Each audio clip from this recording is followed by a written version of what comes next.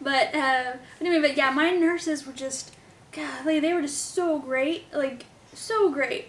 And then and the baby nurses, the nurses that came in to help with her right when she came, were just fantastic. And I loved it because it's like, when I didn't want a C-section and wanted to keep trying, even though they were worried and weren't sure it was going to work, they were still like, they listened to me and they were like, okay, keep trying, and it worked. And whenever I was like, my pain medication doesn't work, the epidural's not working, it stopped, they weren't like, okay, we're sorry, you're going to have to keep going. They were like, let's fix it. Like, they were just very proactive and very, like, tuned into me and trying to just, make it good for me, and it was great. And then, in recovery, those nurses were just fantastic as well. I had to stay in bed for 24 hours because I had a catheter in, and I was on the magnesium, which just makes you hot and shaky, I guess. I didn't really ever feel shaky, but anyway. But they don't want you walking. So anyway, and so I would have a nurse that would come in, and she would literally like change my pads and use a squirt bottle to like clean me up down there, like clean me up and like change my pads. And I know that's their job, but like they were just so nice, and they're just great. Like I just had a really great experience, and so that was fantastic. And then when I got off of that, and I moved to the other section where I was more on my own, I mean, even those nurses were fantastic. I had one nurse who came in and just randomly brought me, like, apple juice and graham crackers because she was worried I wasn't eating enough. And, like, that's kind of like, I know they're supposed to take care of me, but that was kind of beyond the call of duty. And then, like, later when I was like, oh, I like the apple juice, I want more, she just, like, brought me, like, tons. I mean, just stuff like that. And, like, they're just really great. And I had nurses. The head nurse, who's also the lactation like consultant, was just amazing and just so encouraging, and came in and spent time. And whenever they said that Sophie had jaundice and had to stay, and that was kind of, I had misunderstood a doctor who the pediatrician had come in and said she's gonna have to stay, and she said like she would be out of the lights for 30 minutes. I thought she said she had to be under the lights for only 30 minutes. So then later when they came to like take her, I was like, what are you doing? Why are you taking my kid? And it was my fault, like I misunderstood. And the head nurse was like, let me go find out more about this and give you more information, and this is with a floor full of other people and just stuff like that. Hi, little girl. So I just had such a great hospital experience.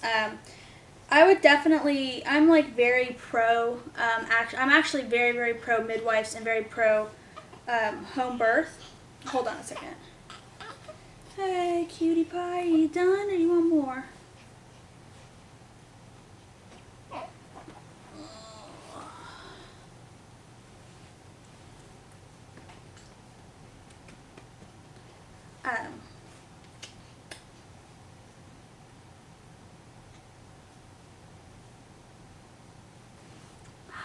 There you are, beauty.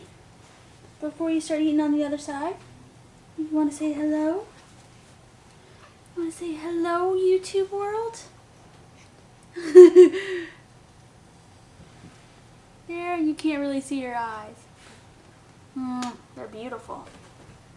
She's making hungry face. Hungry face, okay.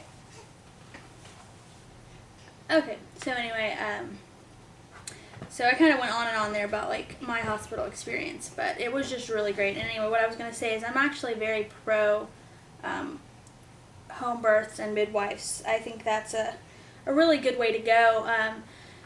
But if you're not going to do that, you need to make sure that you like your doctor. You like not just your doctor though, your hospital too, because if you like your doctor but they only deliver at a hospital that you don't like, well, that's not good either.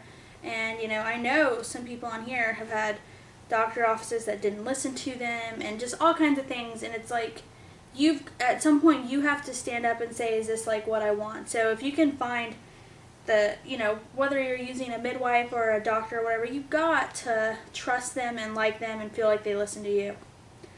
And also like the facilities, so because I loved the facilities. They were just great.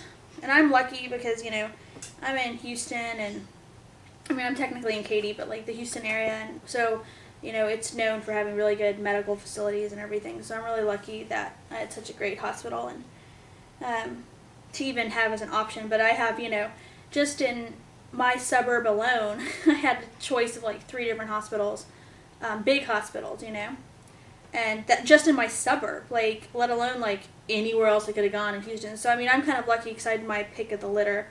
So I picked, you know, I picked my pediatrician, I mean my doctor, my obstetrician, and my hospital based on reviews and recommendations.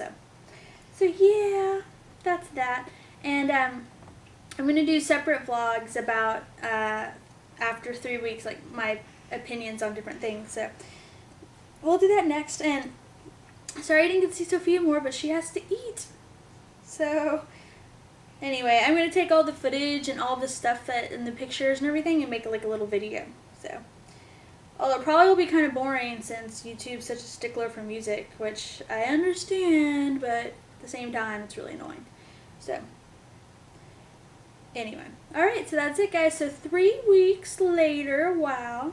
And I'll show you the belly again, maybe. I might not. I don't know. But it looks the same, I swear. Like, it's not changed. I was hoping it would have changed more, but it hasn't. So, it's not really anything exciting to report. I've kind of, like, stayed. Like, I have 8 pounds left to go to my starting pregnancy weight. But, like, those 8 pounds, like, are just staying. I'm like, come on. But anyway. Alright, so that's it. So I'll talk to you guys later. Bye.